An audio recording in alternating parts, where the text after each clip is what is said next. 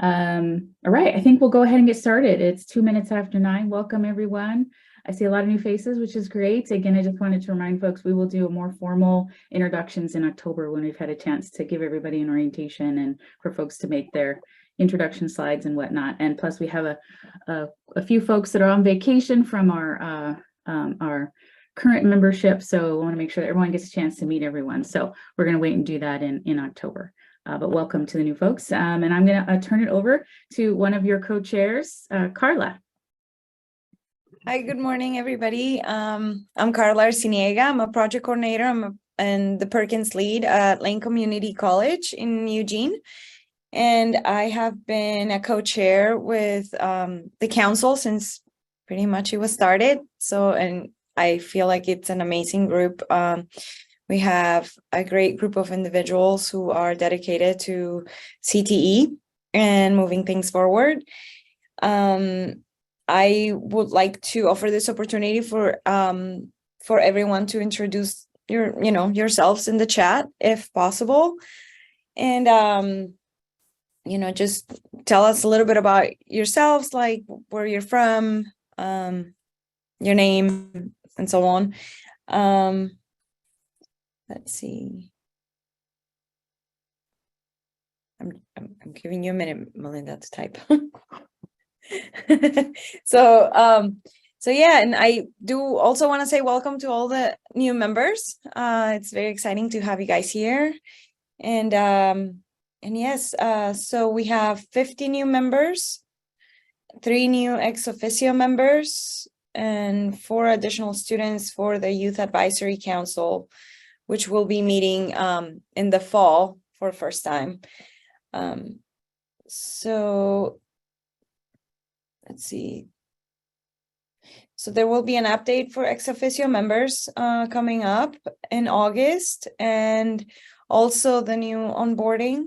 The onboarding for new members will be in August, and there are some intro slides that you can fill out. And for the previous members, we can go ahead and make some updates on that as well. Let me see here. I want to look at the chat.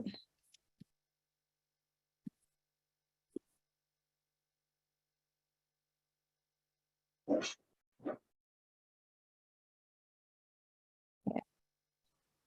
Bye. Thanks. Thank you, Carla. Yeah, so I just wanted to let you know that we had a search, the selection process, and so it took us a while, but we were able to. We had almost 4 times the applications that we had available positions. So just so you know that there's a lot of interest in being involved in this council. So great job to all of you who were selected. And yeah, again, we just did a little overview of how many new members we've got coming to the council. And again, we will do more formal introductions in October when we have a few more of our OG members who are able to join us. And Carla mentioned the slides. Basically, what we have folks do is create an introduction slide. And those of you that are new, I will tell you more about that in your orientation session. But for those of you that have been current members, if there's any changes to your slides, now would be a great time to do that. And then we will be updating the ex officio members. We have about 15 ex officio members. And so we're just updating that membership as well. We're in the process of doing that right now. And so then the membership roster should be final by October. So we figured that would be a better time to do a little bit more formal introduction process. So just want to let you know. All right. And with that, I'm going to turn it over to our sponsoring organizations, leadership teams. And I believe today we have Janelle Ives and Shali Hodgson. And so I think we'll start off with Janelle. Good morning, everybody. I am just so glad that you all care so deeply about career technical education that you are willing to give up some time in July to come join this meeting. I really appreciate your thoughts, your dedication, your expertise, and your ability to help us grow better as we work on expanding CTE, expanding the equity and access to students and youth and adults to career technical education, and try to build better systems that are connecting all the great work that happens in Oregon with CTE. So I rely on all of you to help with that, and I really appreciate your time and dedication to this. I do have a few new updates at our Department of Education. And just for those of you who don't know, our Department of Education is the recipient of the federal Perkins Award, which is why I serve as the CTE State Director. So a little bit about the structure. So even though we partner with HEC and they are tightly bound to us as we do this work together, we are the agency that receives the Perkins funds.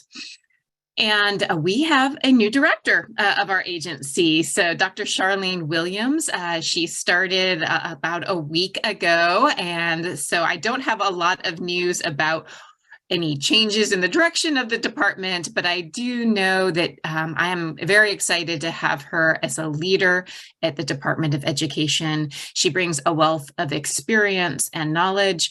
She worked in Portland Public Schools and worked in a high school setting as well as a principal, which it makes me excited. I think high school administrators have a better understanding of career technical education. I don't have to quite start from scratch. Some of the elementary educators might need a little bit more background. So I'm really excited to have someone with secondary experience.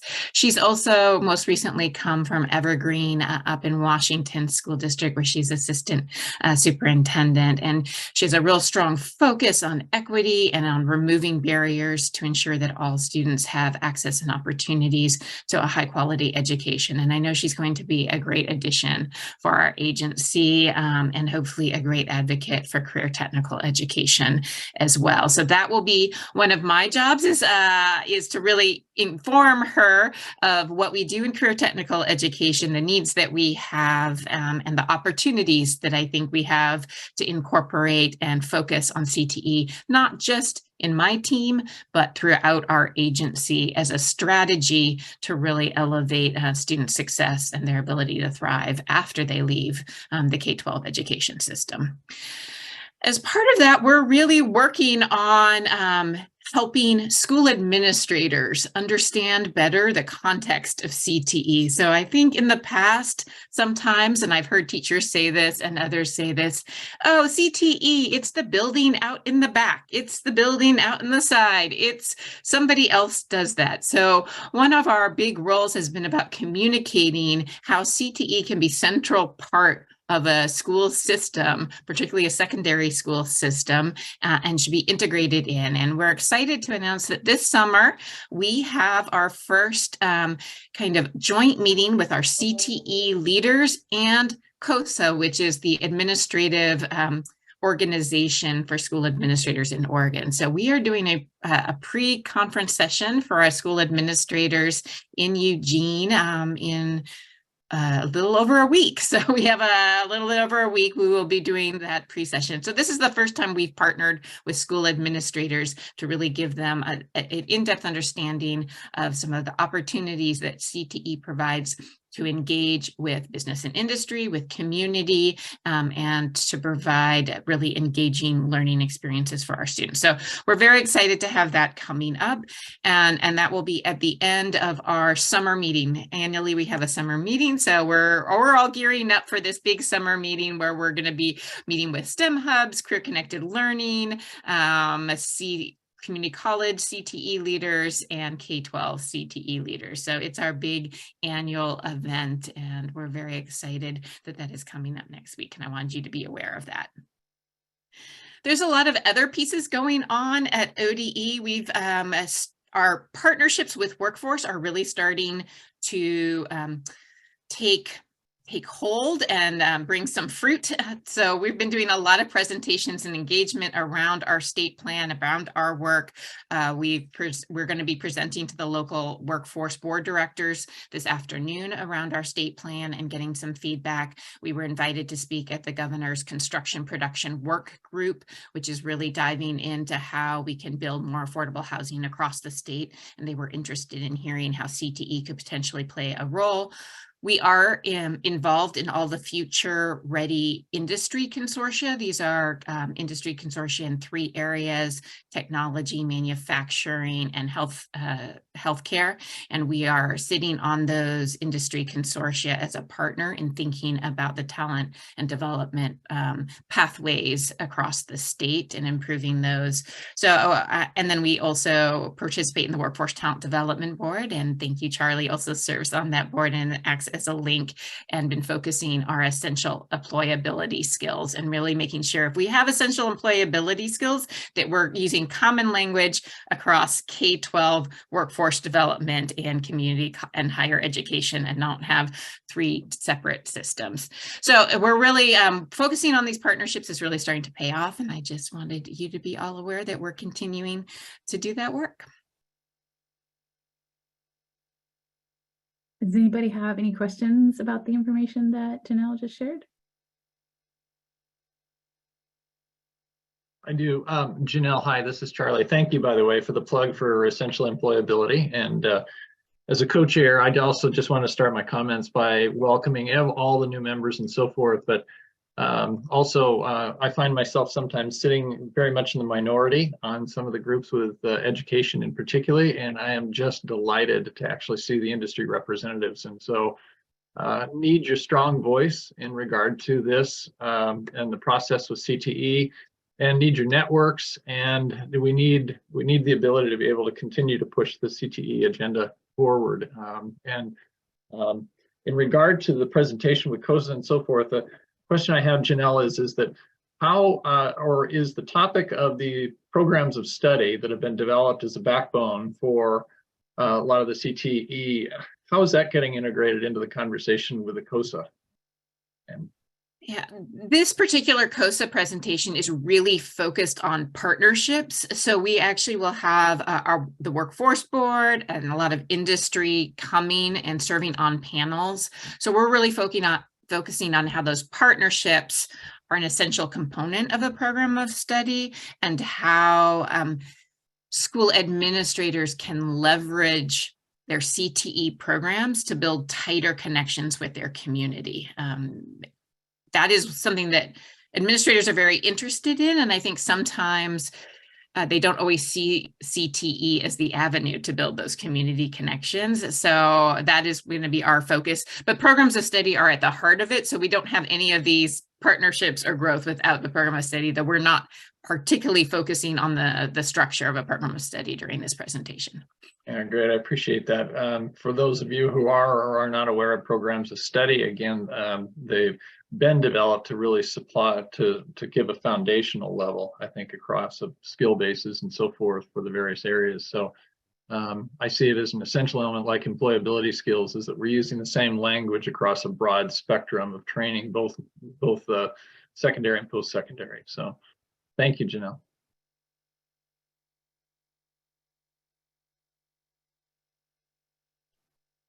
Any other questions for Janelle before we move on to Shawlee from the Higher Education Coordinating Commission?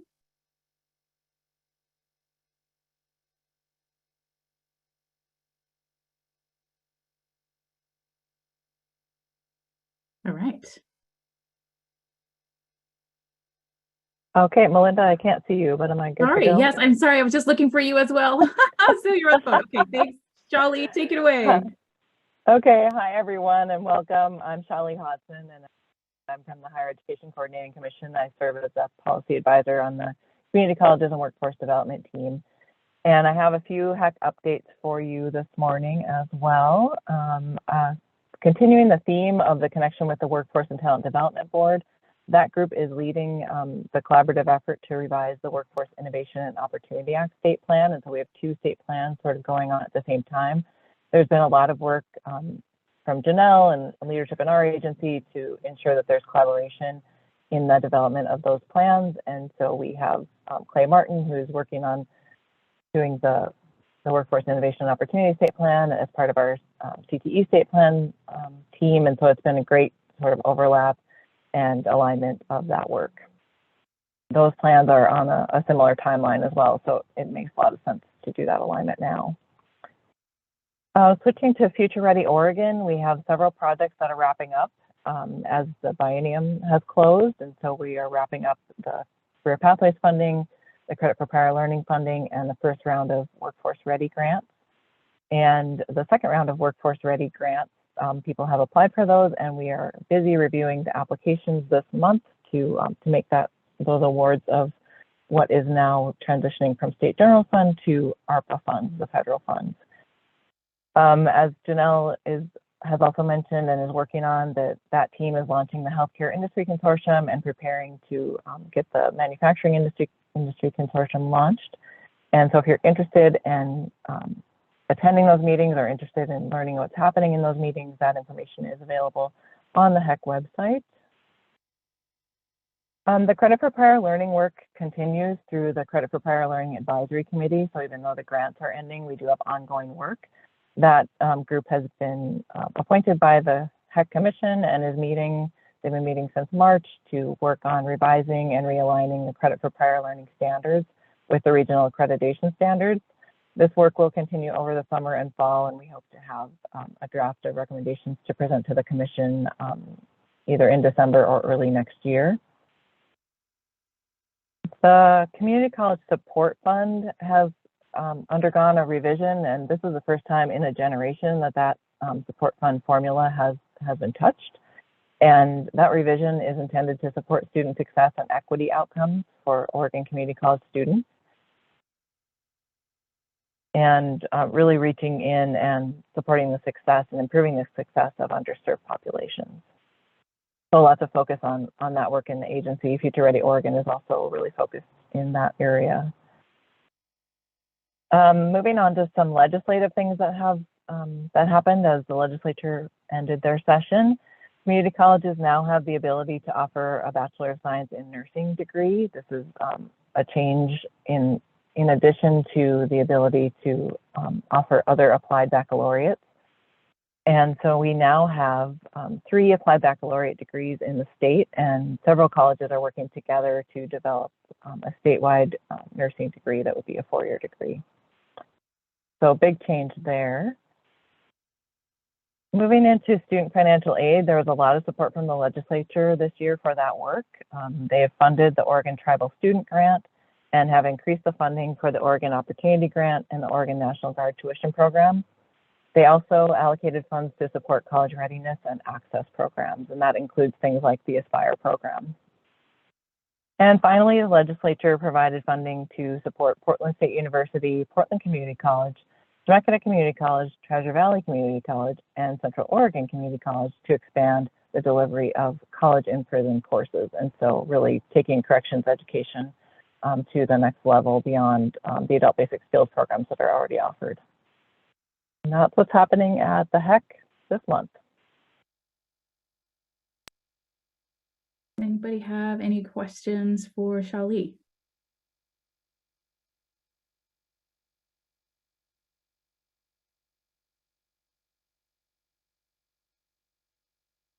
Don't see any hands raised, and I'm looking at faces to see if anybody is putting their hands up. Just a couple of protocols before we move into sort of the next piece. So we do start meetings with updates from the state. And so again, we have our sponsoring partners, the Oregon Department of Education and the Higher Education Coordinating Commission. And so that was this portion. You guys are always welcome to ask questions, to get more information, request additional resources, those kind of things. And then another piece of protocol that I forgot to mention is that typically these meetings are open to the public. We do offer folks to come and do public comment if requested. No one requested public comment, but we do have one guest. It's Sydney, and I apologize, I don't know how to pronounce your last name. It's TR Train. Okay, so we do have one observer today. Welcome, Sydney. So I just wanted to give you a little bit, and those new folks, you'll get a little bit more overview of how things work here when we do our orientation, but I just wanted to throw that out there. All right, so we're moving on to, again, this is an advisory council, and we would love to have you advise us on some things. And so we're going to have Janelle and Brandy Clark, who will introduce herself as well, talk to us about our legislative report recommendations. Thank you. And we do have a slide, but I thought I'd let Brandy say hi and introduce herself before we jump in. Brandy Clark is our work-based learning specialist, and she's also responsible for kind of leading, well, she's responsible for leading a joint legislative report that we get the opportunity to write every year around how CTE is working between the HEC, ODE, and BOLI.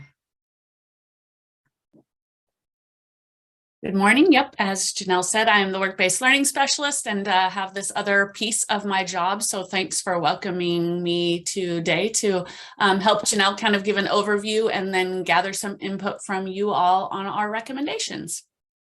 Great.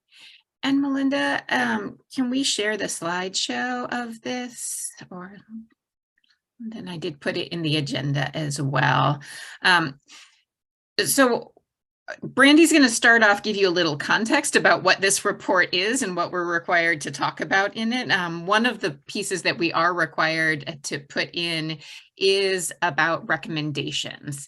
So we have met as a team and thought of some initial recommendations, but you being the advisory council, we want to make sure that the recommendations that we are proposing to the legislature are ones that you also feel are necessary and also important. So if we could go ahead and go to the next slide, I'll let Brandy talk a little bit more about all the components of the report. Okay, I'll try to give kind of a brief overview of what this report is to give you a little context so that you kind of make sense what Janelle's going to share about the potential recommendations and what input you might be able to give to us. So the joint legislative report is something that we submit each year. So right now we're drafting the report based on our previous school year. It's a collaboration by ODE and the Offices of Community College and Workforce Development and the Oregon Bureau of Labor and Industries. The legislature has set those sort of 7 areas or goals that we need to provide. What did we do? What happened over the previous year? What are kind of the highlights in these areas of what's happening? It's kind of their updates. So those 7 areas are tied to ensuring that CTE programs are available, that they're founded on partnerships with business and industry, and that they are receiving the appropriate supports and money and resources needed to move forward. That we are making efforts to develop regional centers that support career and technical education across the state, so students in all areas would have access to CTE. That we are encouraging the establishment of joint high school and community college advisory committees to support CTE programs. That we are addressing any academic or regulatory barriers that might be keeping CTE students from transitioning from high school to post-secondary to workforce. That we are focusing on increasing accelerated college credit in relationship to CTE. And then we are promoting the benefits of CTE to parents and students, schools, policymakers, the broad public about CTE and its benefits. So we work to highlight kind of the big picture of what happened during the school year in each of those areas in relation to all 3 of the agency's work.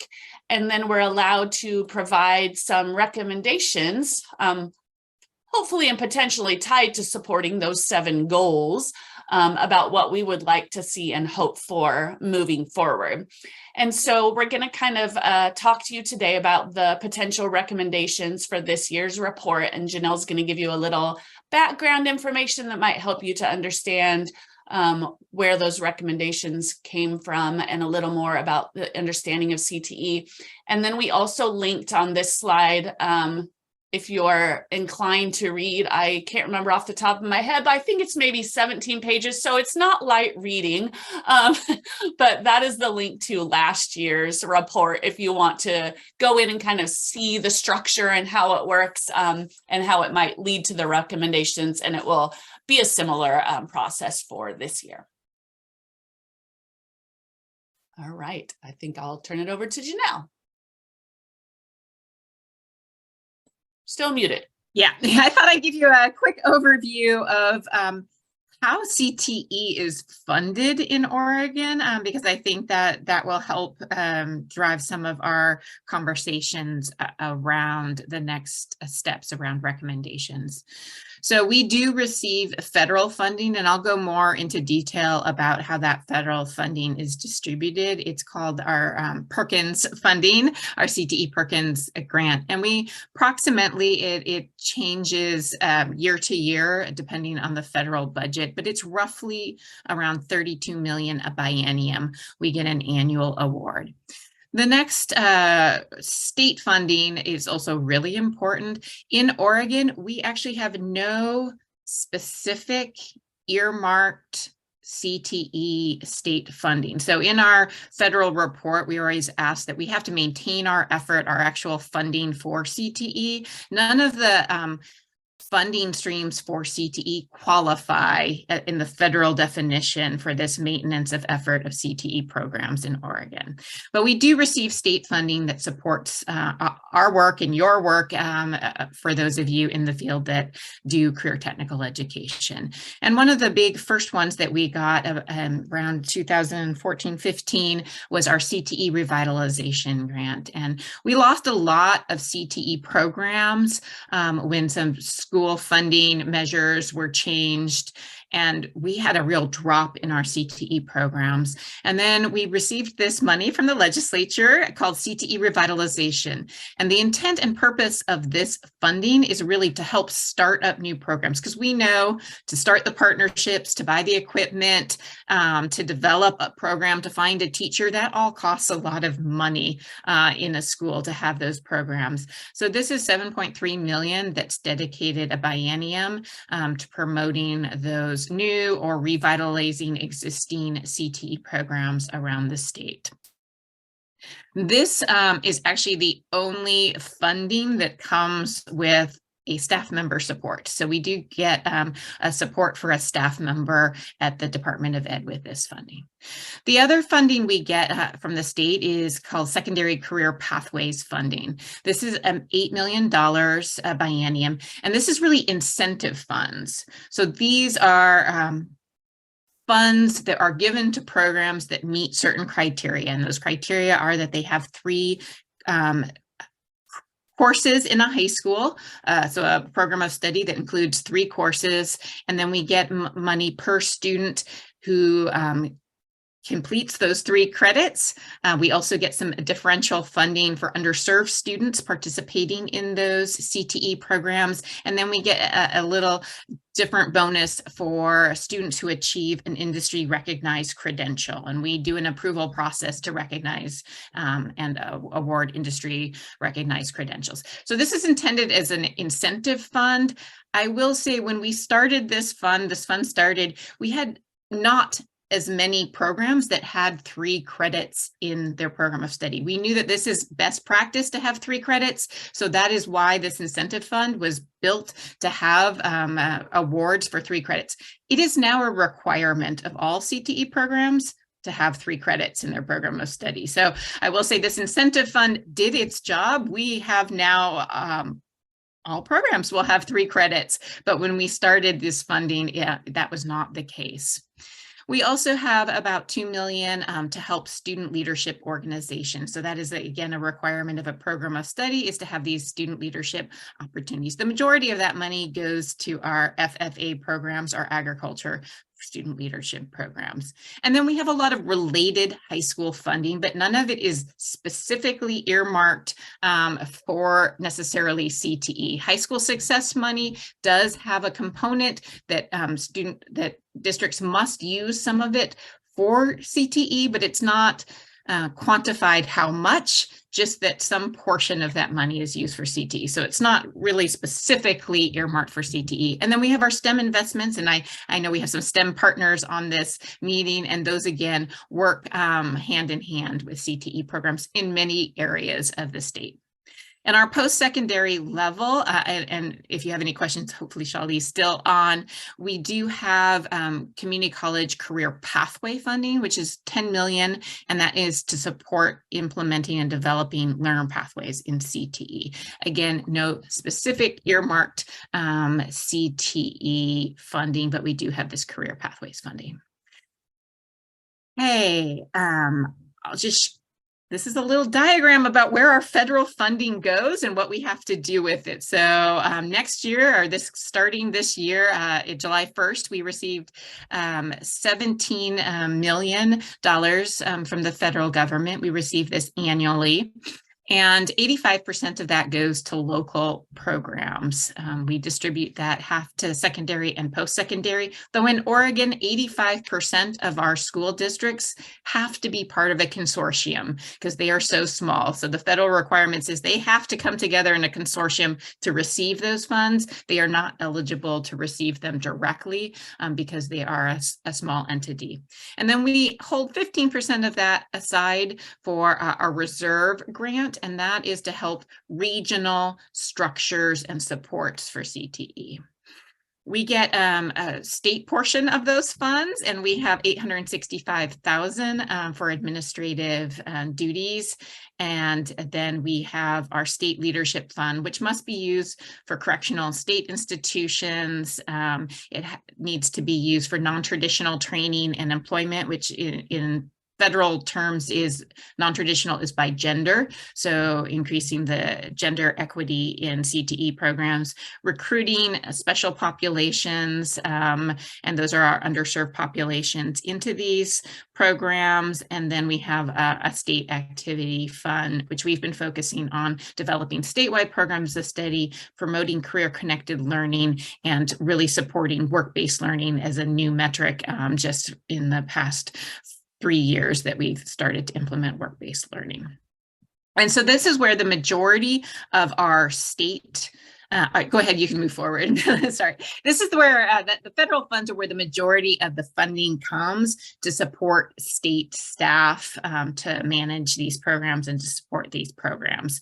And this is the only source of fund, those regional reserve, where we have any ability to help support our regional CTE leaders.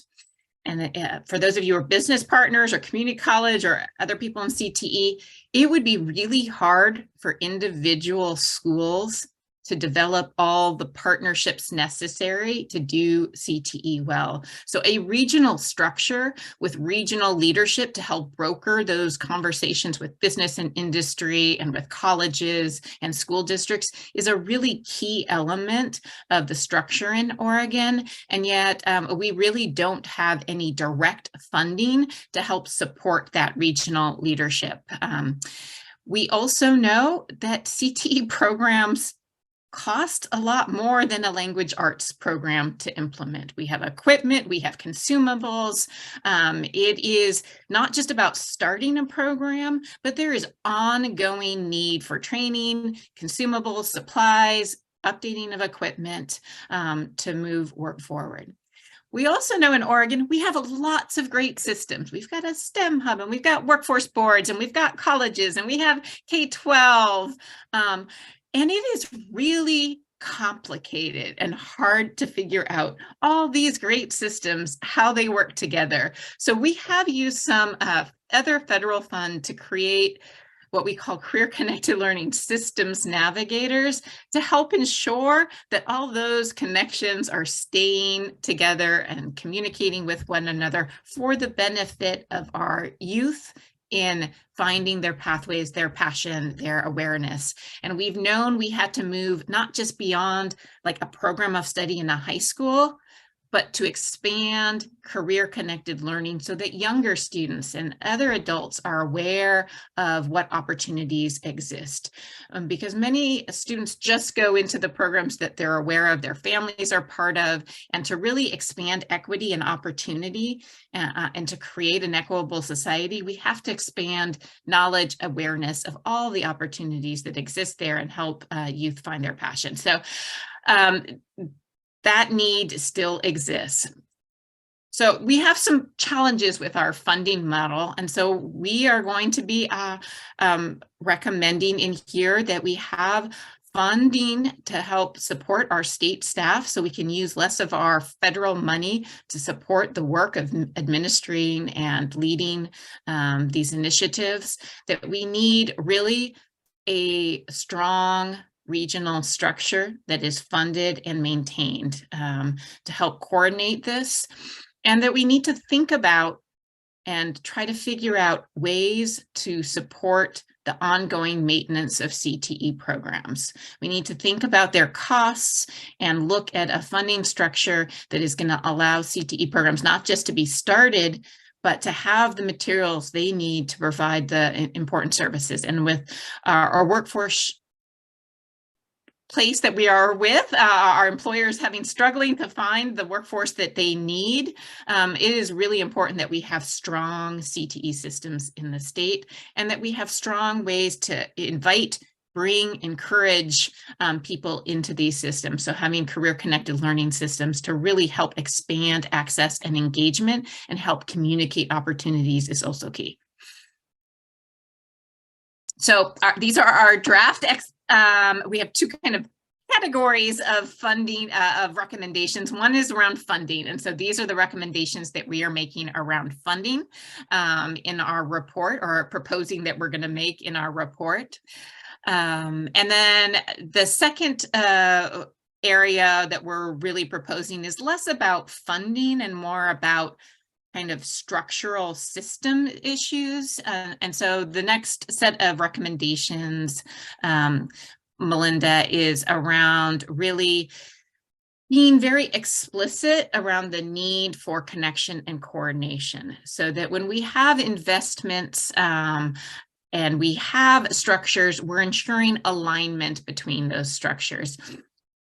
Again, we have lots of great structures in Oregon, but making sure that they all work together and figuring out how they work together is often a challenge. And when we have turnover of staff or leadership, if it's all relational, if we don't have a structure on how that we partner, sometimes those partnerships can fall apart, those relationships can fall apart. So really thinking about having explicit connections around alignment between workforce development, CTE, youth apprenticeship, and K-12. We want that to be very explicit, ensure ongoing coordination with the Workforce Talent Development Board and industry leaders in connecting and supporting with our CTE work across the state, and ensuring that our youth workforce development funding is connected and aligned with CTE. I think often CTE is the bridge between formal education and workforce development, but it's not always included in either of those funding sources. So we're a bridge, but we're often sometimes left out of the conversation. So really being explicit that that bridge needs to be clearly aligned from both sides. Okay, that was a lot of information I just threw at you. And for those of you new to the committee, welcome. That was a lot. So we thought we'd give you a little moment to digest some of what you just heard. First, if there's any clarifying questions, I'm happy to do that. Otherwise, we're going to go into breakout sessions so you can talk in smaller groups and just come away with, were there some ahas for you?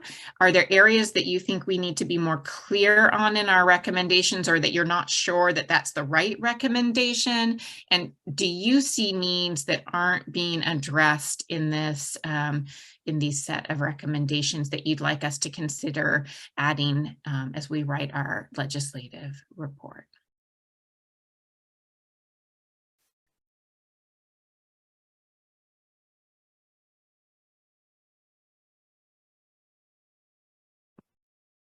So first, any clarifying questions or?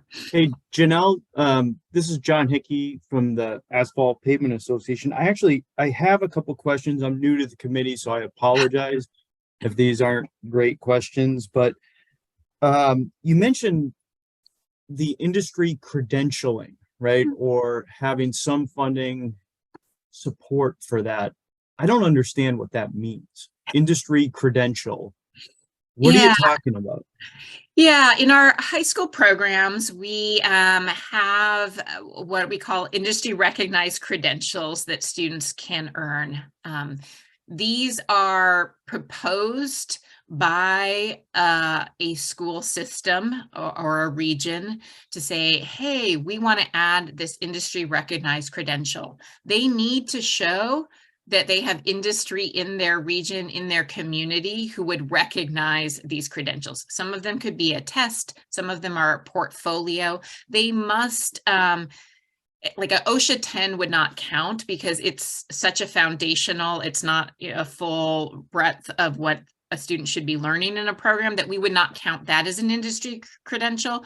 We are seeking those credentials that a business industry would, yeah, if I had an applicant who had that credential, I would give them a boost in my hiring, and I would know that they have these skills that are important to me.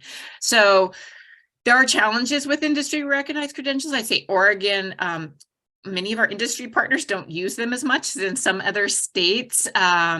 We also have some career areas that just don't have any industry credentials out there. So there is some unevenness in this, but we do have this funding that recognizes and supports and gives a differential, a little bonus for students who do earn an industry recognized credential. And I'm happy to share with you the process for getting a credential approved. I think we have a lot of work to do in this area to make it more clear, to make sure that industry is even aware of which industry credentials are out there, and to have industry really drive that conversation as we're developing our programs of study about what they care about seeing from their employees. Absolutely. I think there's great room to grow in that area. Well, for whatever it's worth, I've been trying to work in this area for 3-4 years now. This is the first I heard of it, right? And so if there is a way to get whatever it is out there, kind of what you described, and how that would benefit both the industry and the school, that might be helpful.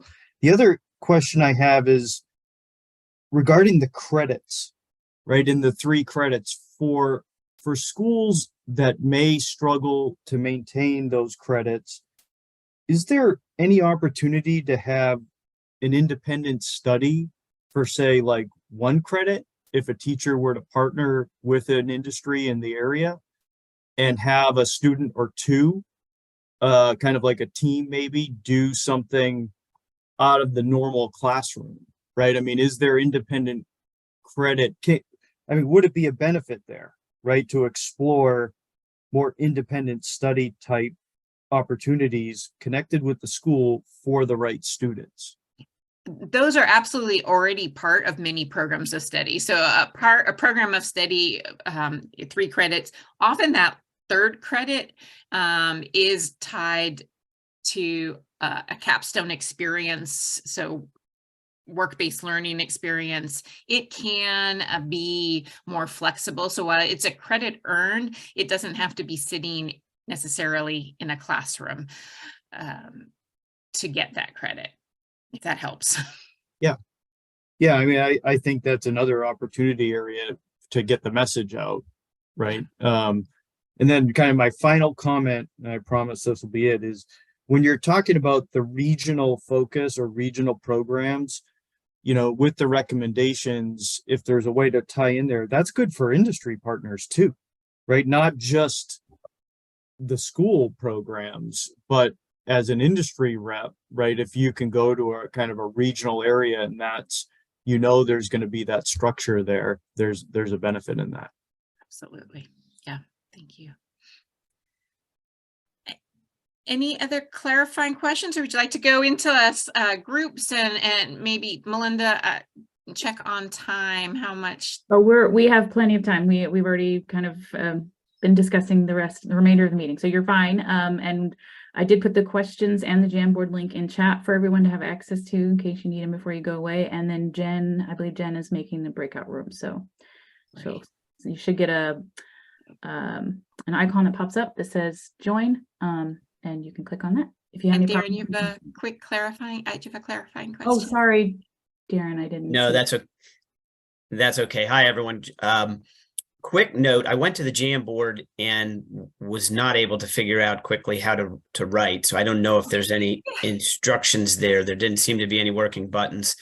And my one clarifying question, which could be for another time, is just around if you have any more to add or any specifics around the goal of funding CTE regional leadership. I'm just, there's obviously regional coordinators already working primarily with high schools, but I'm just curious for now or later what you're actually thinking with that. I will see. We don't fund the regional coordinators. So we require our CTE regional coordinators to do a lot of work, and we have no funding structure for them. So many of them have other duties, this is one portion of their job. So I really think that we have a need to explicitly support our regional leaders with clear expectations of here's what you do, and we're going to fund this work to do this work. They'll still be grant managers, they'll still be consortia leads, but we really need a way to help our CTE regional leaders have that be on their plate, on their duties. There may also be need as we've grown our CTE programs. We have some regions that span like the entire state and are very big. We may have some need for funding to really support the areas that have the most CTE programs and to have the leadership that is needed in all those areas. So we don't have the details, but we do need a system. To build the details, we'd have to do engagement and get, feedback from our RCs and others about how we structure that. But we actually have kind of a broken system of regional support. We don't pay for the leadership. We require a lot of work, and we really they play the critical role in our CTE system. Thank you. That's helpful. And I did put a little sticky note on there to explain how to do it, but on the left-hand side in the Jamboard, the fourth icon down, it says sticky note. If you click on that sticky note and start typing in it and hit save, I think it will show up, and then you're welcome to move it around to the category that it is. And refresh, I might have had it restricted. Yes. So now and it refresh if you don't restricted. have editing access. Yeah. Okay. Hopefully you have an icon to join your room. If not, And then, Melinda, about 6 minutes and then come back and have a group discussion. let me just a minute. Yep, I'll bring everybody back. Thank you. Yep. Melinda. We can do a countdown as well, Jen, if you want. Just broadcast to the rooms. Okay. This is Logan Garner. I actually jumped the gun going into a room, and so I might need to be invited again. I'm sorry.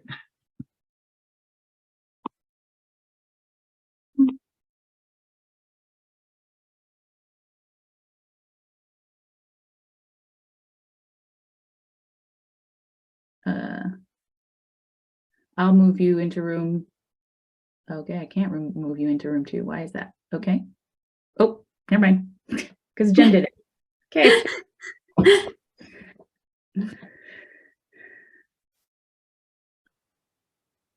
All right, Holly, do you need help joining? Oh, nope, she went. Okay, perfect. Okay. All right. Okay.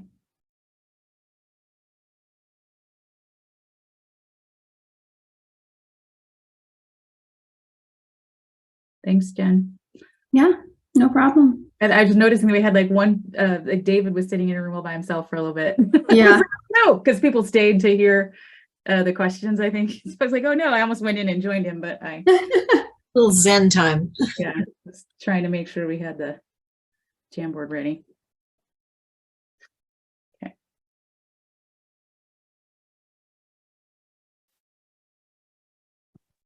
Hope I didn't overwhelm them with all the funding stuff to start with. No, I actually think it was probably necessary for some folks. They probably wouldn't be able to have to provide recommendations without knowing a little bit more about that. So And funding is such a backbone to basically everything. I mean, yeah, you know, you would have had questions, so I think it was a good idea. I feel like it's surprising, not what people would expect or think if you didn't, like if someone didn't tell it to you, you'd be like, what?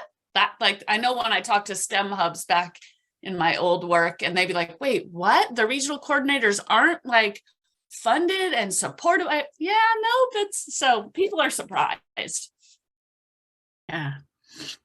There was one question in the chat during the slideshow. Janelle, I don't know that if maybe you answered this when I was paying attention to a myriad of other things, but it was from Caitlin, and she said, I'm familiar with how secondary pathway funds are determined, but how are post-secondary funds determined and awarded? I didn't know if you had answered that or if that should be answered or could be answered to Caitlin.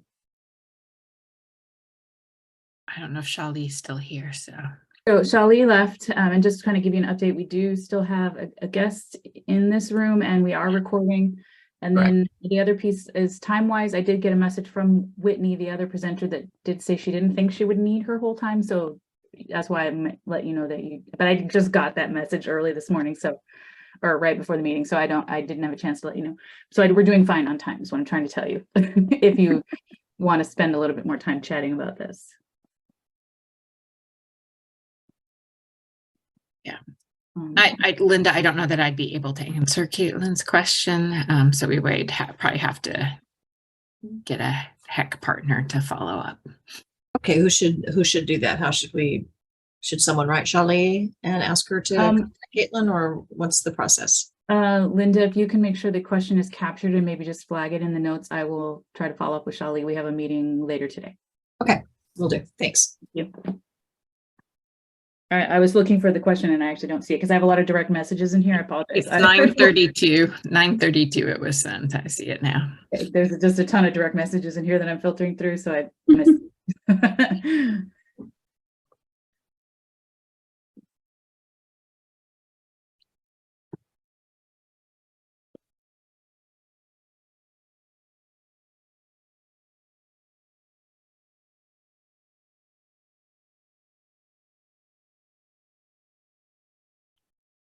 All right, I'll close the room so they have the 60-minute. I have another minute to finish up, unless you want more time. I think we're fine if we want to give them a couple more minutes. I was looking at the Jamboard. I don't see a lot of sticky notes. There's not there yet. Yeah, so I don't know if we want to give them a few more minutes. That's fine. Just let me know and I'll bring them back. Look at that minute countdown. And they may just be verbally processing, but I just want to make sure we give them a time to we capture whatever ideas they had in the whole group. So not everybody likes to type on those. Yeah, what we could do is bring them back and have more of a verbal, and then those of us could jump into the Jamboard and try to capture the. Or in our notes. That way, yes. Yeah, somewhere else. I'd be fine in just a notes document on the side, catching those. I'm taking handwritten notes. So. Try to put them in. Let's try to put them in the actual notes from the meeting. So people can see. Just because I'm supposed in one spot right now because I have too many. I think that's the best place too.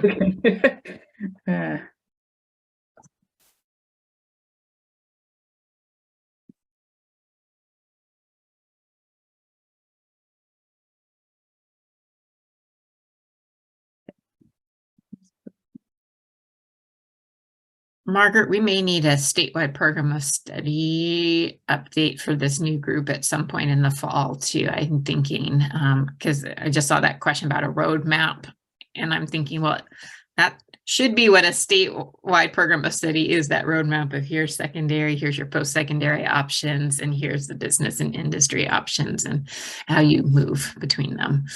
And I know that Career Connected Learning is also building those roadmaps. So we'll probably want to do a little bit of a side-by-side sharing of what those look like.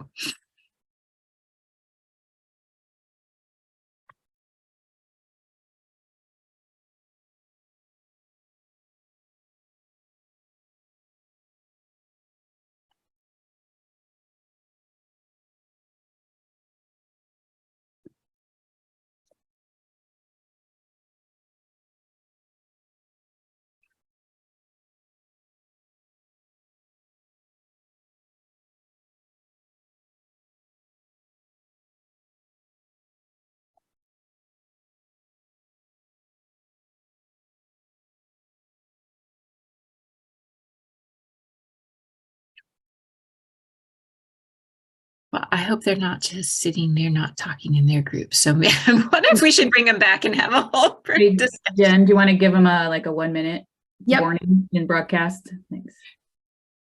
Well, I mean, when I close the rooms, it will give them that minute countdown. Yeah, I know. I just say to say 1 more minute, and then after the minute, close them, because we end up cutting people off. Okay. And sometimes they're not familiar with the breakout and don't see the countdown. So I try to make it more obvious that we're getting ready to shut them.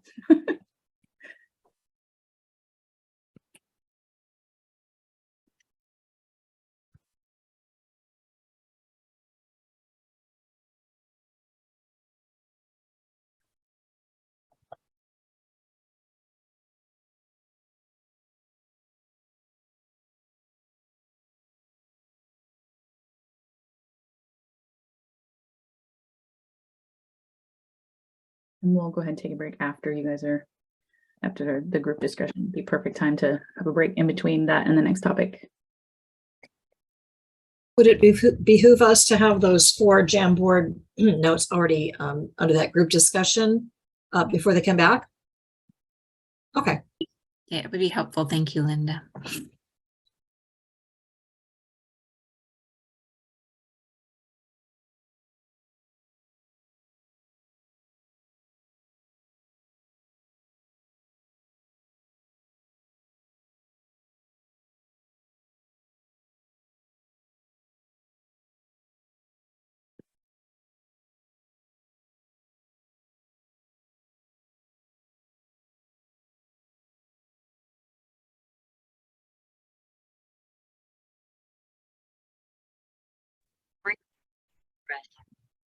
Hi, Clay. Good to see you. Folks are just coming back from breakout room, so they'll be here in a moment.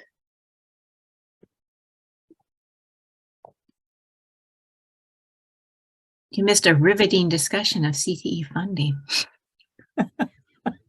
Well, I'm sorry I missed it. I really am.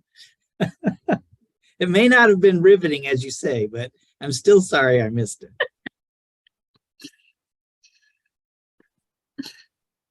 Put the agenda in the chat for you. Oh, thank you. Sure. Okay. Are they coming back? Should be starting to.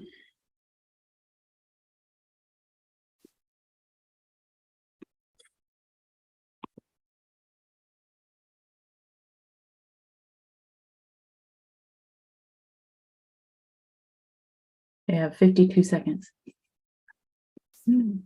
I see that. That just popped up randomly. I wonder if it's because you're like the co-host. Yeah, it's weird. It's weird. I can do some stuff, but I can't do others. So it's interesting. Probably because I signed in before you. So it made me like, it does a weird thing with the hosting. Welcome back, Kim. Hello. It's so fun to be here. I can't quit smiling. I'm very excited. We're glad you're here, Kim. Very glad. I just had to tell you that I'm like so happy to be here. I am very, very excited. I thought, God, I gotta quit smiling. I'm just gonna take my video off. It's awesome to hear what's happening, and oh, I love it. It's great.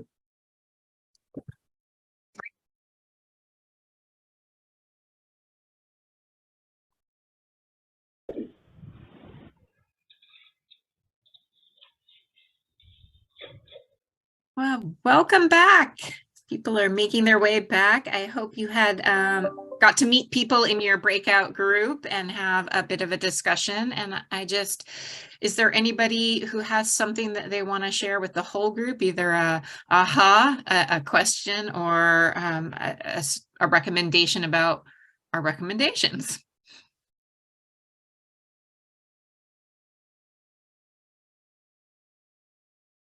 John, I was nominating John Hickey. He had a great he had a great share regarding professional development and collaboration between post-secondary partners and industry. And so John, do you want to elaborate? You get to the industry sure. side? Thanks. Thank you. Yeah, you. I know. I'm sorry. I just volunteered. Well, I think part of the professional development could potentially focus on how to build that engagement between industry and educators, right? I feel, and I don't know any of this, but I feel like there's a big gap there. Like it's like we need to have some training for the educators. How do you work with industry? And then some training for the industry. How do you work with teachers? So I feel like there's the disconnect, and we sort of, from the industry standpoint, there's a tendency to sort of do it on the fly. Like if you're going to engage with the classroom, to not really go through the necessary prep ahead of time to make it really effective. And I think part of that's because the relationship with the educator isn't developed enough where we're communicating, all right, who's going to be there? What are they going to hear? How are they going to interpret it? And so facilitating that sort of training, right? So how should you engage with an industry that maybe hasn't participated before to help them along as an educator? And then the flip side is providing opportunities for industries to industry partners to learn how to effectively communicate as well, or how to build the relationships. So I agree with the recommendation, right? When it comes to pushing professional development, it's more kind of, all right, well, what is going to be included there? And are there going to be relationship building opportunities as part of that? Great. That's really great feedback. Thank you.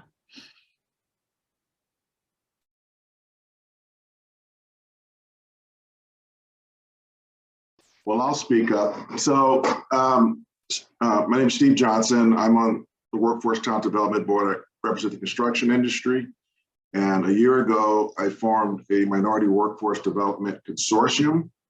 And what we have found is that it's really important for industry to step forward and first lay out the roadmap. This is the roadmap for success for an individual interested in the trades. Successful career in the trades, here's the roadmap. Here's the roadmap for success for minority contractors to follow. So it's a clear roadmap. The first thing that we had to do with our consortium members, and we're still going through that process, is we had to educate them on the workforce system as defined by the government, which is totally different than the workforce system defined by industry. Then what we included is that the workforce system, all education is part of the workforce system. So therefore, you have to focus on the three sectors: K through 12, post-secondary, and the trades. What is that population? Understanding what that population is. Understand the education and training being delivered to that population. What are the organizations that are delivering that education and training? What is the funding which is delivering it? And then what is the legislation that's guiding it? And you're absolutely right, John. You have to bring education and industry together earlier in the process to start touching kids' lives, to giving them a vision for potential career paths, and then to start making education relevant to a career.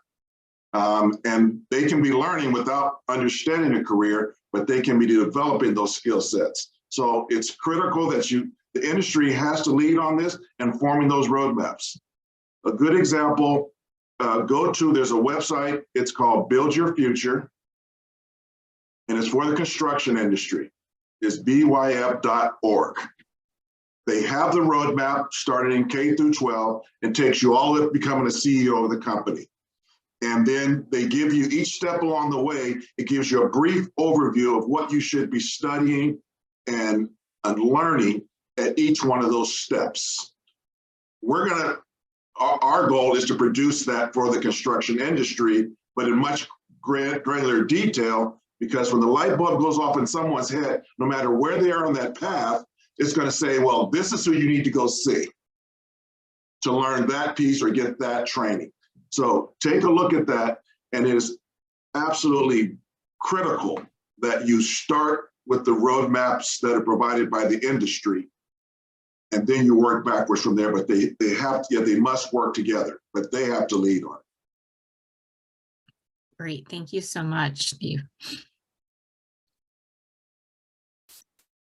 Great comment, Steve. The other thing that I would say is that, again, I've been in Oregon industry for 45 plus years, now retired, but my reflection on the past is that it's surprising to me how few organizations, A, understand how to even provide an educational path for an employee in their organization, and B, their inability to be able to construct that rubric that you were just talking about. So I hope that that's one of those things that we might share actually, and even in a conversation in this forum and so forth, as a way to say, does this provide an outline that all industries should look towards to help develop those standards that then help reinforce that CTE path and that exploration and so forth. So, and again, as we have seen through the data, CTE is a wonderful path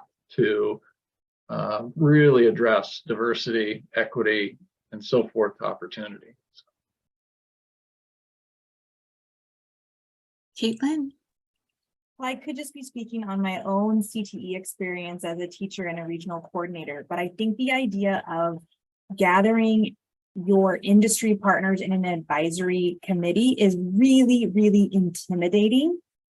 And so if we can break that, I think we can have a much better partnership with the regional or the local industry partners.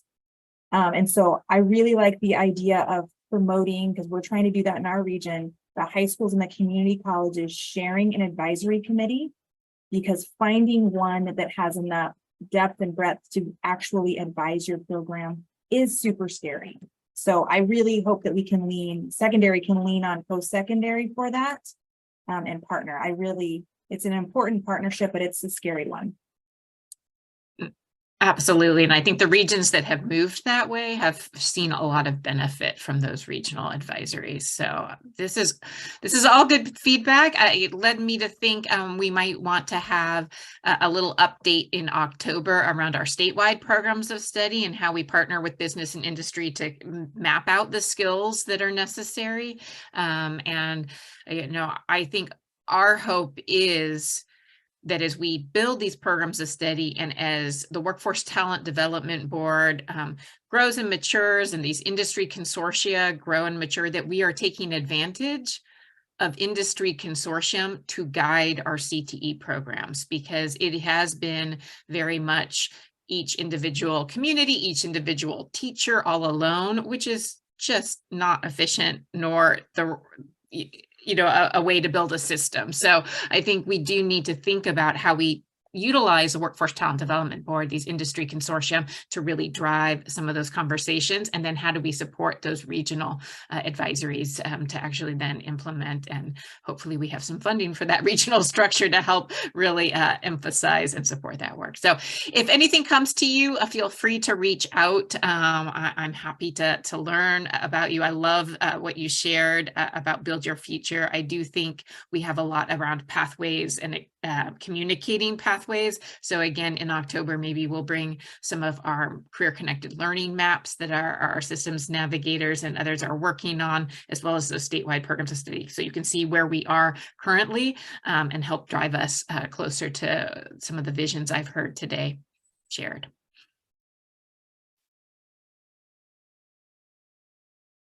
Thank you so much, everyone, for your feedback. We tried to capture as much as we could from the Jamboard, as well as this discussion in the notes. They will always be located there. And also, you probably got a message when you joined that said this meeting was being recorded, just so you know. So there's folks who might not be here who will still get the opportunity to provide feedback as well. So we're going to go ahead and take a quick break so that you can get some coffee, go to the bathroom before we jump into our next topic, students with disabilities in CTE. We're going to start that conversation in this group. So it is 10:11. Let's go ahead and take a 5-minute break. And so we'll be back at 10:16.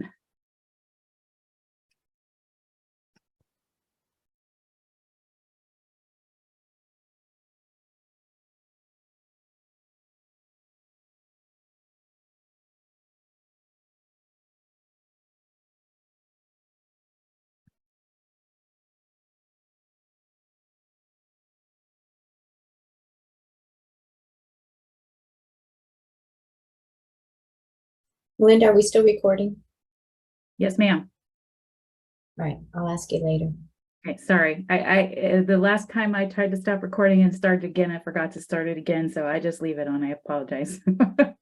No worries. Maybe you and I can touch base for just a minute after. Okay, sounds good. Maybe if Linda and Jen are better at that than me, then fine, but I've not had luck remembering to turn it back on. Let's touch and go.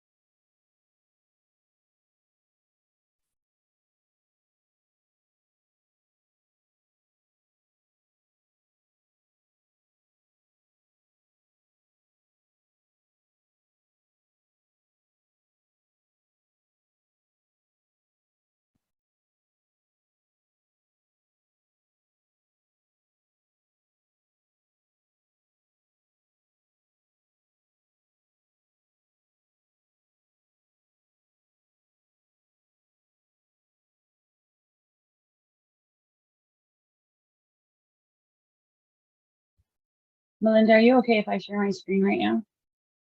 Sure. Yeah. Did you need me to drive or did you want to drive? I think I can do it. Okay. We'll see. Can you see that? As soon as I move everybody's faces, sorry, I had to. There are a lot on there. Yeah, I had to change my configuration here. Hold on just a second. Yes, I can see your slides. Okay, good. Yeah.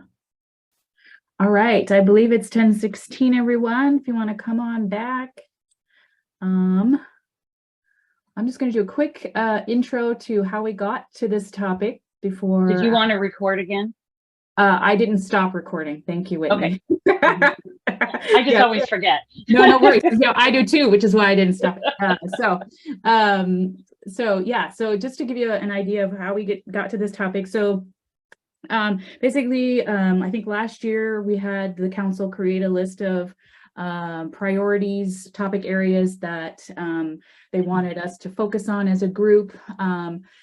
We narrowed it down to some of our main priorities, and we created some subcommittees out of those groups. And our 3 areas were equity and access, alignment, systems alignment, as well as the third one was sharing and communications, right? So how we're doing that and looking at those things. So those groups all came up with some recommendations that are being followed up on currently. And so on the list of things that we wanted to focus on around from the equity subcommittee were students with disabilities in CTE. And so we luckily have a representative from FACT Oregon on our council, who's also part of your leadership team. And she agreed to get us started on this conversation, you know, getting a kind of an overview of what's happening in the state, having some conversations too, so we can get to a point where we might have some ideas about some strategies and recommendations that we could put forward around supporting students with disabilities in CTE. So with that, I'm going to go ahead and turn it over to Whitney.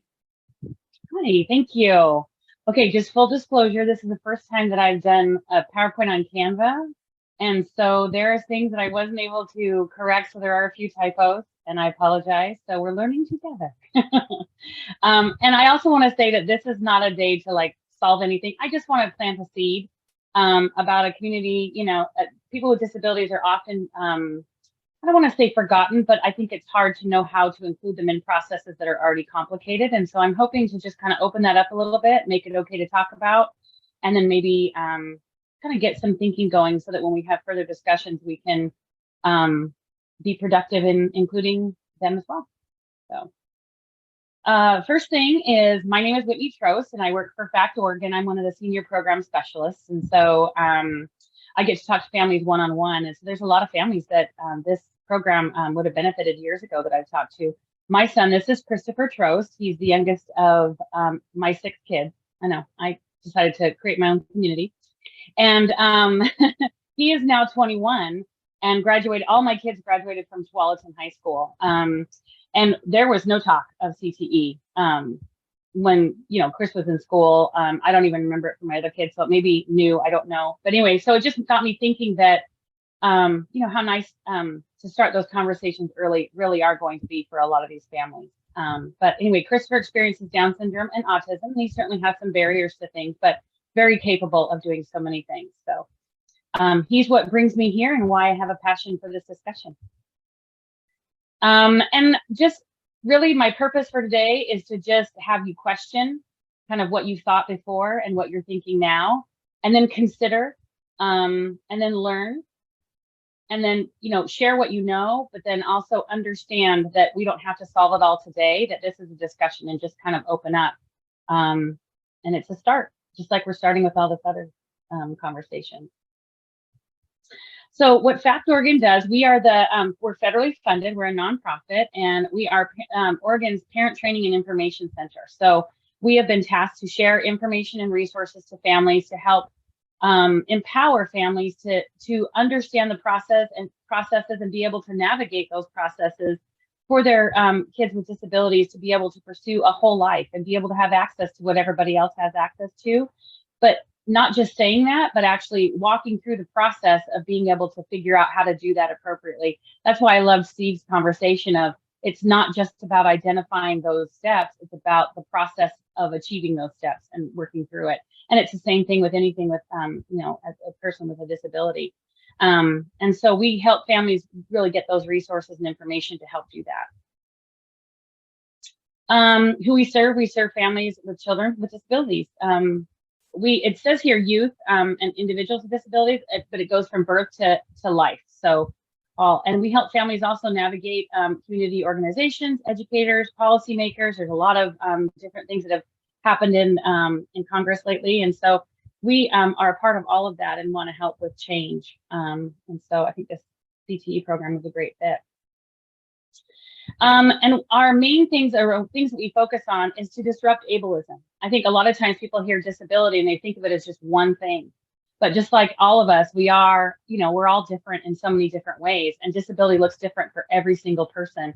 And so not just thinking, well, it's too hard for somebody with a disability and then writing them off, just, everybody is different and everybody has something that they can do. And so not being afraid to recognize that people experience disabilities, but also recognize that some of us may experience disabilities. And if we don't now, we may later, and that, or some of our family members, it's just part of the world. And being able to just make that be something that is a part of who we are as people. And then we focus on self-determination. Everybody has wants, needs, and desires. And so how do we get those met? What are the things that in the framework of CTE, what are things that that a student is interested in? And if it's not, if a student, for instance, this is a random example, but if they want to be a doctor, right? And if that's a barrier, it would be a barrier for me. I'm taking some classes and I'm struggling in math, so I can't imagine me actually making it to become a doctor. But what part of that do they want? Do they, do they want to help people? Do they want to be a part of, change? Those kinds of things, and just kind of within that framework of what is it that they really want to do and what their interests are. And then we support families and help them collaborate, and then we equip them with resources and information. And then these are kind of what I said. We have a support line, we have trainings. All of this is for free so that families can access it whenever. We have virtual trainings, we have in-person trainings. We do a ton of outreach, technical assistance, and help families become that advocate that they need to be able to work through any program to be able to help their kids be successful. Because I think it's not just teachers, but it's families that need to be able to kind of help with these programs to make it work through. And so I wanted to start with a little bit of just some data, and I appreciate Shali for putting this together. But I just think it, knowing that we never even heard about the CTE program when my son was in, and again, he's older, so I think it's more new. But there's a lot of kids or people with disabilities who start out in the program, right? But compared to other students, it's a lot less. And then as it goes farther on down the road, it becomes less and less and less. And if you can see at the very bottom, the amount of students who are on IEPs, and I'll explain what that is in a minute, but in special education, the ones that complete it, it's dramatically less than people without disabilities. And so I just want to make aware of that, just so that we can know that, okay, we have some work to do, which I think we all, there's a lot of things that we're talking about now that I think are going to help with that. But I think just knowing so that we know where we want to go and that we don't want to repeat this. So the question I have today is, why do we think people with disabilities access CTE programs at a smaller rate than their general education peers? And I think that that's just a question, and worth discussing. And so I want you guys to just think for a minute. What are your, when you're thinking of the framework of CTE and you're thinking of, these programs that we're putting together and the framework that it takes and what it takes from start to finish, what would your concerns be if there was a student who experienced a disability who wanted to be a part of these programs, right? And we're offering it to all of them. How would we make it possible for them? And some people have few disabilities, some people have multiple disabilities. My son experiences, a communication disorder as well. And so there's multiple things. So how do we work with all of those things that are a challenge just in day-to-day life, but make it work within the framework? So I want you to think about what your concerns are, and just know it's okay to think any of those things because they're real. We don't know where we need to go unless we know where we're at right now and what those concerns are. And so full disclosure on this one, again, I was learning how to do Canva. This is a picture of what I wanted to do, but it's not movable on here.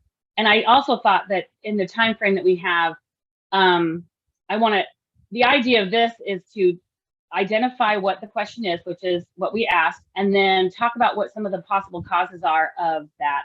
And so instead of doing it this way, I'm going to stop sharing for a minute, and then I'm going to try to do, I've never done this before. Oh, I don't see it now. Can I do a whiteboard? Is that possible? I guess I just assumed it would be on here.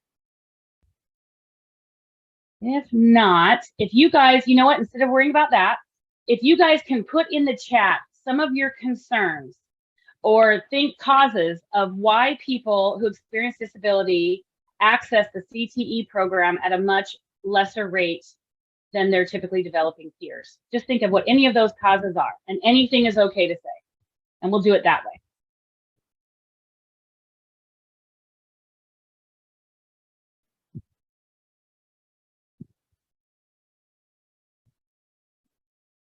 I'll start us off.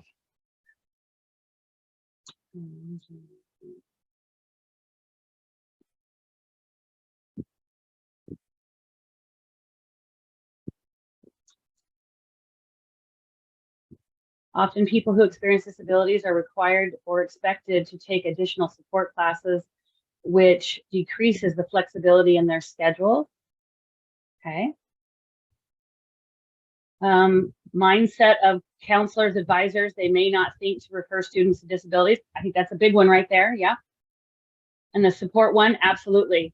There's a lot of support needs that are there. What I hear from teachers, safety is a concern. One-on-one staffing resources are not available. Okay. Stigma and the idea that there are limited opportunities for individuals with disabilities, right? No reach out by institutions that invite them to CTE. Yep. And I don't think that that's necessarily deliberate. I think it's just kind of forgotten sometimes. Accessible facilities, that's a big one probably. Safety issues depending on, oops, I lost that one, sorry. Schools, everybody's putting in great things. Find that one. Safety issues depending upon what setting of the classroom is, tools being utilized, and the amount of support they will have. That's a great one. Not prompted as much to that group, or not promoted as much to that group. Perceived ability to complete certain tasks and related safety concerns. Think dangerous equipment, and I think that there's a lot of preconceived notions. And I think that you know, that these are very valid, but not necessarily. Sometimes they're things that we're worried about could happen and then never happen, and so we want to make sure that we're not thinking less and presuming competence before we know.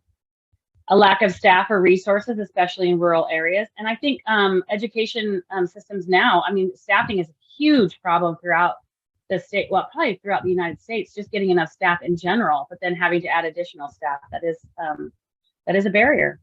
Schools should be including all students, but support of for students when they are in CTE courses may be prohibitive. The support so students are safe can be a barrier. Absolutely, right? You can't just put somebody in a room, close the door, and cross your fingers and hope it works.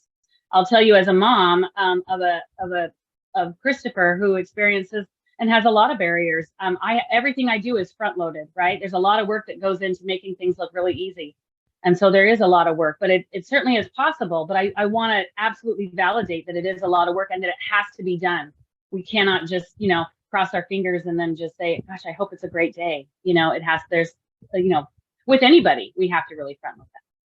Developing jobs for these students when they complete, making sure that there are jobs and giving them opportunities, and then preparing them for those jobs. What are the steps they need to learn to be able to do that? Because a lot of times they don't know how, you know, people just don't know how. And honestly, this could be for anybody. What is the task that's necessary? And then what are the steps they need to learn in order to complete that task? I mean, that's basically kind of a really light framework of what that is, but we are biased that a disability doesn't fit a broad job definition, but don't look past this, or that we don't look past this as an opportunity to redefine. That's excellent. Yes.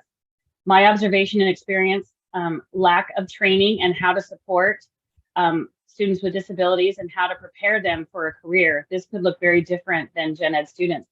And I think it's opening up that conversation. We don't know what we don't know, right? Let's see, the elephant in the room, people being uncomfortable dealing with disabilities, so block out access. Absolutely. I think that that's a big one. If you don't understand, you know, my son's 21, so my world has been wrapped around disability for 21 years.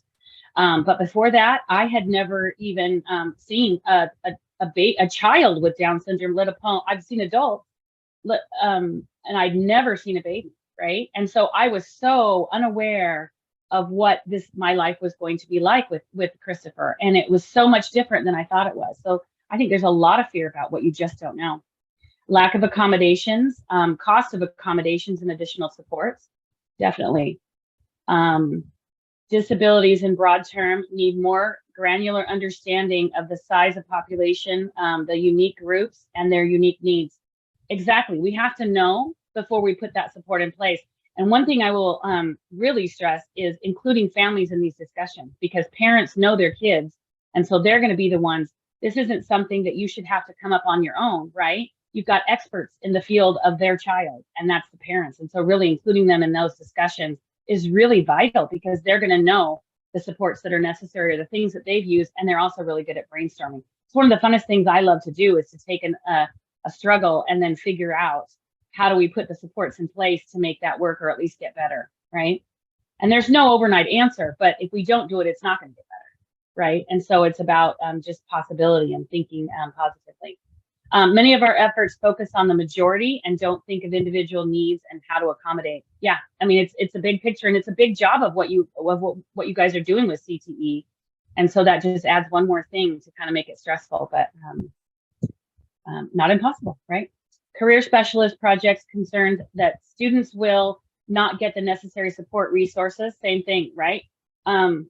My son was included in general ed classes throughout his whole high school career, or whole school career, but he had support, right? We built in a lot of support. So he was able to accomplish it with the right support. So identifying that support, individualizing it in a way that really, really works, but then also promotes individuality and independence too, right? So it's a process, right? And that can take a lot of time, and resources are short. But again, utilizing the family to really come up with those are. Couple more limited technologies. Yeah. Okay. We also need stronger partnerships between CTE and special education staff. Absolutely. Yeah. I don't know, because again, my son is 21 and the conversation never even happened. So I think that this is a new conversations that are kind of built in. There are, we're going to talk about in a minute, but and maybe I can just do it now. When a student is in special education, they have what's called an individual education plan. So it's a plan that it's basically kind of an outline of the instructions on how to support a student to be able to make progress to goals. And so it's covered under IDEA law, so Individuals with Disabilities Education Act, and anything that is on there, that's what the school has to do. And so really identifying those things to be successful. But one of the part of it is that there's transition goals on there. So we start as early as 14 and maybe even sooner, but at least by 16, there should be conversations of because people with disabilities are going to be, students are going to be adults, whether we think about it or not. They're going to be, and the programs, there's not school for after that. There's not special education after they leave the school program. So this is so important for them to think, because we want them to be able to be independent as possible, and get jobs and be able to, contribute to society, right? And so those conversations can happen. Sorry, I'm kind of segueing, but on the IEP, there are transition goals. And so we can start these discussions of what are you interested in? What do you see yourself as a job in the future? And that's where those CTE discussions can start as early, like I said, as 14 and sometimes even earlier. I believe they're on the IEP the whole time, but you can start those discussions early, even in middle school, so that they can start, knowing what is available in your area and where can those trainings happen. So, and we'll talk more about IEPs in a little bit here, but let's see here. Lack of dedicated support systems on campus, tutoring and for resource centers for students for IDD, lack of accessible course materials. Yep. And this can all be addressed on the IEP, right? So my son needed modified curriculum, so we had that on there. So these are things that are happening all the time on school related things. And so they can also happen with CTE related things. And so it's really already set up to just be ready to kind of go with that and be more detailed. Being intentional in defining what work looks like and skills needed by businesses, and factoring in what jobs may look like if an individual has a disability. Love it. Yep. We've got a couple more. Conflicting scheduling at schools with regards to when CTE courses are offering. This applies to many identified groups. Yeah, I mean, I think, the whole idea of the special education program is to give access to people with disabilities to anything that a student without a disability has access to. So they already have that right, but the special education program helps to identify the supports necessary to make those things successful. So just like what Steve was talking about, is making sure that we identify what we're going to do, but then having that pathway defined in detail to get there. It's the same thing with people with disabilities, using that IEP to really utilize what skills they're going to need and to learn as they grow, and then on to, transitioning to post-secondary. So I love that. And then staff and faculty training to work with students with disabilities. I think this is one of the biggest things, because I think that special education was designed to be a service that could happen anywhere, not necessarily in a special education classroom. There's no special education magic fairy dust that happens in those classrooms. They're great, and I have no problem, but it's not that they can just happen in that classroom. It can happen anywhere, right? And I think that there is just, for some reason, a disconnect between general education teachers and special education. And so bridging that gap, helping them to work together, because I believe that's how special education was really designed, is to, I'm thinking of a word I can't think about, but really, anyway, just kind of work together with them. So I love all of your concerns, and thank you so much for feeling free to share those, because sometimes that can be a little bit intimidating. So I'm going to reshare my screen, and we'll move on from this beautiful display that was not useful. Can you guys see my screen? Okay, perfect. Okay. Oh, let's see here. There we go. Okay, so in all of those concerns, right, we talked about all these things, and there's a lot of fears. One thing I would like to have you think about, just this phrase really quickly, is that areas of struggle or barriers that we find for people with disabilities are areas where we need to identify more support. So where you've identified a barrier, it's not a reason not to do something. It's an area where we need to, okay, so this is going to be challenging. What can we do to make this less challenging or not challenging, right? So it's not a reason to drop it and move on. It's a reason to identify more support. Does that make sense? Okay. And so this is where that brainstorming comes in. Like I said, there's no book that says, here's what you do when a student does this. Here's what you do when a student does that, right? Because all students are different. I will tell you, I remember when my son was born, and he has Down syndrome, but he wasn't diagnosed with autism until he was 8 years old. And he just was so different than any of the other kids that I had met with Down syndrome that were kids. And I thought I had a broken kid with Down syndrome because he wasn't that bubbly, you know, those kind of wives' tales that you hear that everybody is this and everybody is that. Well, then he was diagnosed with autism, and I was like, well, that makes a lot more sense. And so Christopher really is bubbly. He really is happy. He just shows it differently, right? And so what I love about brainstorming is that we take the information that we know and we identify the struggles that this student has, and then we start thinking about, okay, we know this about them. Now, what can we do? What support can we put in place?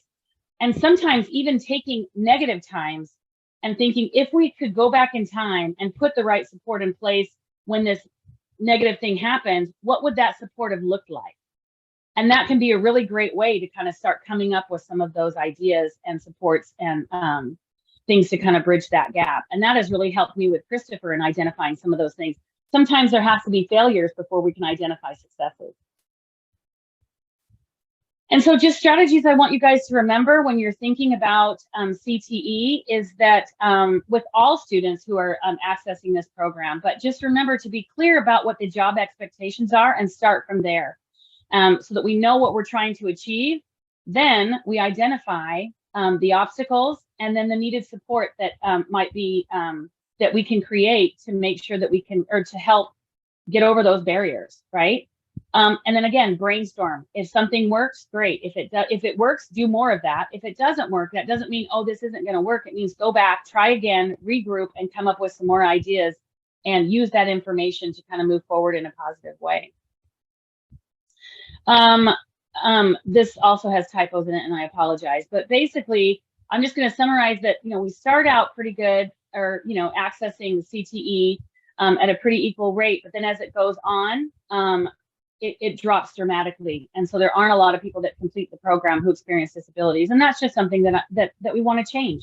We want to make sure that every student in the state of Oregon is accessing or has a right and has access to the CTE program and all the benefits that come along with it. Below is the front page of an IEP. That's certainly a discussion for later, but really this is where you can identify supports, because whatever is written on here, the schools have to do. And so this is essentially a contract that the school makes with the family and the student that they will do. So identifying needed accommodations and supports and all those things can be identified on here to help with that student. Couple resources we have, and I have links to our website at the end, is we have an amazing special education toolkit that talks about goals and talks about parents being able to add their input and address their concerns. And the transition goals are in there. We can talk, they can talk about stuff like that. We have templates that help parents be involved. My son is coming into the room. Hey, bud. And then there's Chris. Okay. And then another really great thing is a person-centered plan. So this is I see this as like an instruction manual on who a student is. I share this with everybody. We did this all through school. I've shared this. My son is loud. I've shared this with our Sunday school teachers. I've shared this with, we actually showed them with the Vision Center at Walmart so that they understood that when he was younger, that when glasses came back a little bit crunched, they understood a little bit why, about how his fine motor skills were developing and all those different kinds of things. But anyway, this is just a really great way for families to share information. It can even be used as a resume, right? These are the jobs that I'm interested in. These are the skills that I have. Here's the things that don't work for me. I may not be able to work at 9 o'clock in the morning, but I work really well after 12 o'clock. You know what I mean? So things that work and things that don't work. It's a great way to share information really quickly. And so the resources I would say is that one-page profile, and there's our website has information on that, and I can also share that with Melinda to pass it on as well. And then include parents in the discussion. Again, they're the experts on their child, and you're not going to find better on them. And reach out to Fact Oregon, because we're happy to help and brainstorm. That's what we do, and we love to just open up this discussion. And I love how you know, things are changing, and that so many of our families in the disability community are going to be having access to the CTE program. So that was a lot to cram all into a little bit of time, but does anybody have any questions? You can put them in the chat, or you can just unmute. CTE teachers are often not trained educators. The idea of an IEP is so foreign. Yeah, an IEP, and I'm happy to share any information. If you guys want to reach out to Fact Oregon and just say Whitney, and I can send you any information. We have a ton of trainings that are on there. The trainings that we do focus on IEP, on getting support, behavior. Sometimes behavior can be a huge barrier, right? So we can kind of work on those things and help you guys understand those processes, because it is a challenge. I see Darren has a question. Oh, yes. Whitney, thank you. Yes. That was a really great presentation. And my question is, does FACT provide resources, support to students or families or institutions beyond high school? I'm thinking community college to start.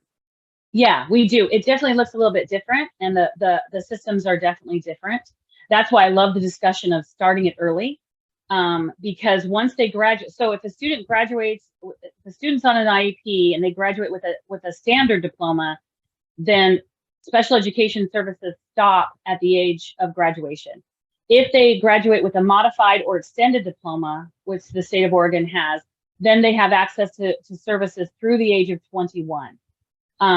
But then after that age, then they can move on to the other systems, but it would be through DD services, brokerage, voc rehab, vocation rehabilitation, where they kind of help with job training and all those kinds of things, which is another resource that might be really great in some of these processes and bringing them in, and everybody has access to that.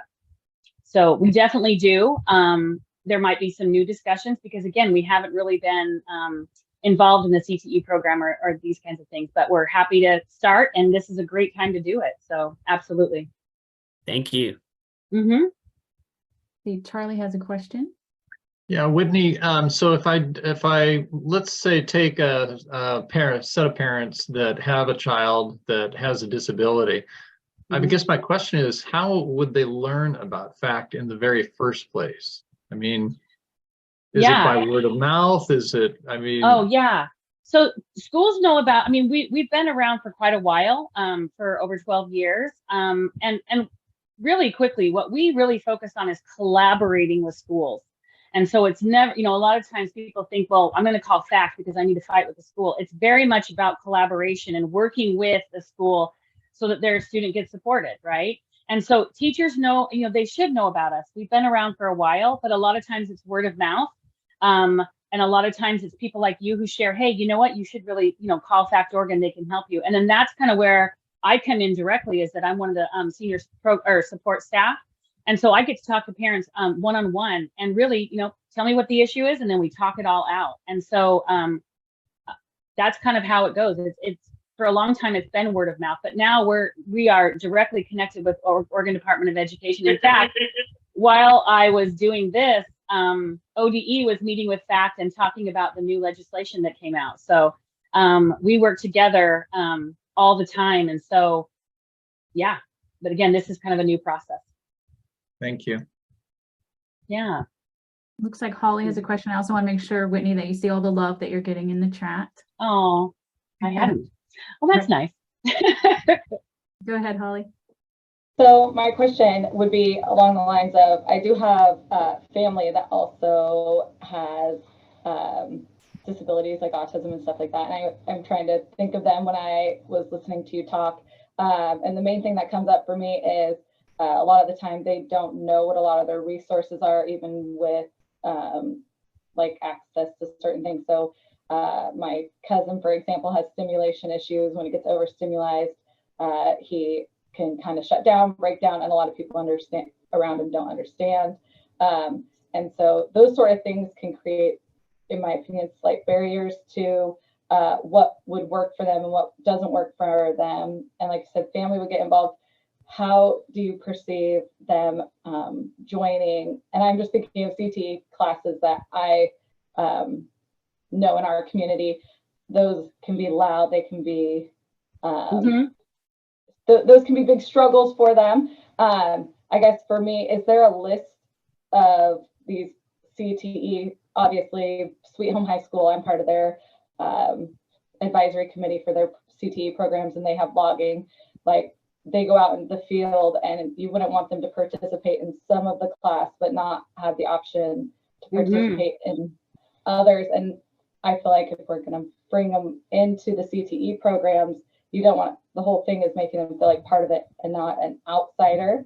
Is there going to be limitations to, I mean, again, I'm just thinking of my cousin. I'm not trying to like, honestly, I think that but it's so hard because you want him, when we involve him in things, we always make sure that he feels involved in all of it and not just some of it, because sometimes their comprehension for that isn't all there.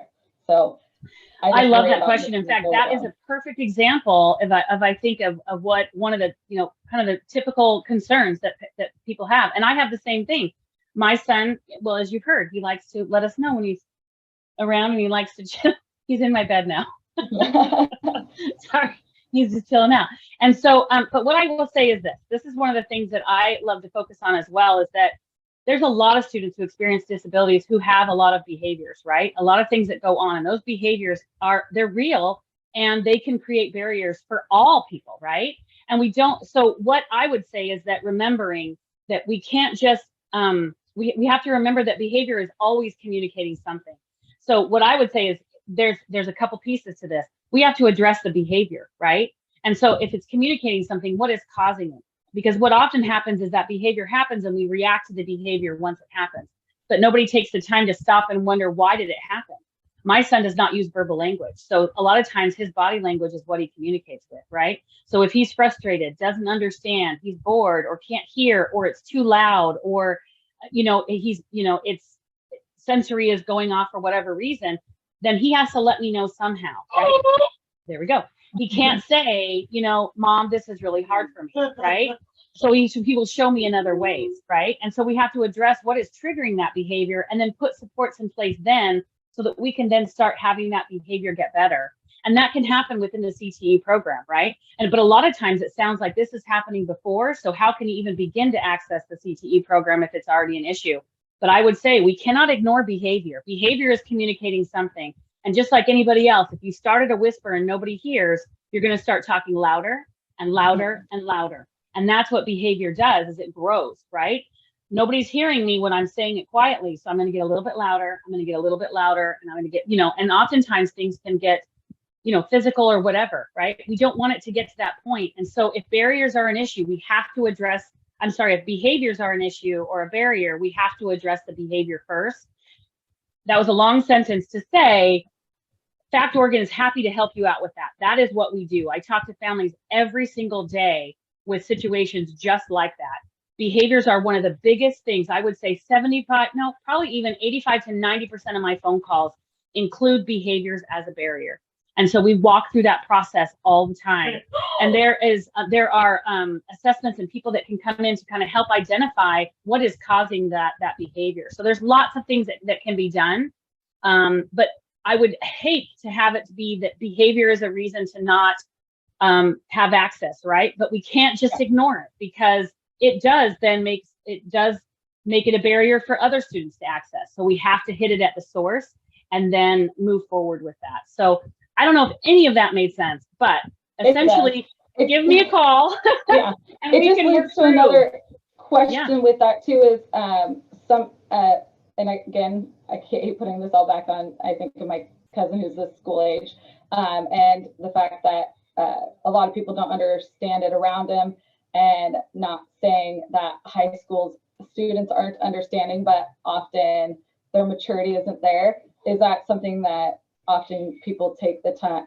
So in this situation, would they take the time to educate the students before this child entered the classroom? Because sometimes their reaction can grow the behaviors of, the person with disabilities, making sure that the whole classroom, not just the teacher, is educated. Absolutely. I love that. When my son was in elementary school, I went in every year and I did a quick disability awareness thing for like 20 minutes. I didn't take a long time, and I just kind of compared it to, essentially, I asked the kids, how many of you like cookies, and how do you make cookies, and what's the ingredients? And we talked about eggs, milk, flour, all that stuff, mixing it together. And I said, wouldn't it be sad if you only had one kind of cookie? But it's the special ingredients that make it good. Like, we can have all different kinds of cookies. We talked about raisins, M&Ms, all that kind of stuff. And then we talked about that Christopher has a special ingredient. He has an extra chromosome in every cell that he has. But is he still a person? Yeah, he's still a person, right? So we kind of talked about it that way. And then we did some other things, and I said, does anybody have any questions? And I just let the kids ask questions and make it a safe place. And once I did that, it literally the next day, it's like, it was okay then. Okay, Christopher makes some noise, so that's why. And then they understood it. And so I think helping parents to kind of understand that, this is what we're doing. And schools have been pretty receptive. And I don't know since COVID, because it's kind of weird with that, but coming in and just doing a quick thing, or it can even be like a paper, maybe a one-page profile, or a video that is done that just explains it, or something, to where students are made aware. Because I think it's the fact that the world has become, you can't ask that question, we can't talk about it, it might be offensive, it might be this, but then those conversations never happen, and then confusion gets in the way, and then we just brush it aside because I can't process it, so we're just not going to. Does that make sense? Yeah. And I just have one last quick question about facts. Sorry, Well, I have 100 now. Excuse me, Holly, I'm sorry, but we have like 3 minutes left. And Holly, give us a call, Yeah. factoregon.org, and we can talk. Okay. Sorry, I hate to cut off conversation. I know you have great questions, whatever, but I would encourage you to reach out to Whitney. Thank you, Whitney, so much for that presentation and getting us started thinking about this. Leadership team will think about some next steps about how we might be able to talk about this topic further, and have more input and stuff, recommendations and things that we could bring forward as a group. I just wanted to touch base real quick. Our next meeting is in October. Hopefully that should be on your calendar. For you new members, I will be sending an email shortly for you to register for one of our onboarding sessions that will be happening here shortly. Just needed to get an idea of when folks were available so that we could set those up. So that will be coming out soon. And then just wanted to draw your attention to the announcements go to the order. That is always an opportunity for folks to add things for this group to learn more about. Anytime we have an agenda, they will typically come out sooner than they did this time around, and you'll have an opportunity to add things to that section to share with the rest of the group. One thing I did just want to point out is we will be doing quite a few CTE state plan engagements. We did talk to the current members a few meetings ago and do have some feedback from them, but we will probably have an opportunity for the new members to give us some feedback around our state plan as well. So just stay tuned for more information on that, about how you can get involved in those engagements yourself, and to help us recruit folks to be a part of those in those virtual sessions and or to fill out our feedback form. So just wanted to kind of bring that up. We will send more information out on those things. Again, hope to see you all in October. I'll see some of you sooner than that for your onboarding sessions. And I hope everyone has a great rest of your day. And sorry to have to cut you off, Holly, but if you guys want to stay on, I can leave the meeting open if you wanted to just stay on for a second. Thanks, everyone. Thank you so much, everybody. Thanks, everybody. Welcome new members. Thank you. Thanks, everyone. Thank you. Bye-bye. Bye.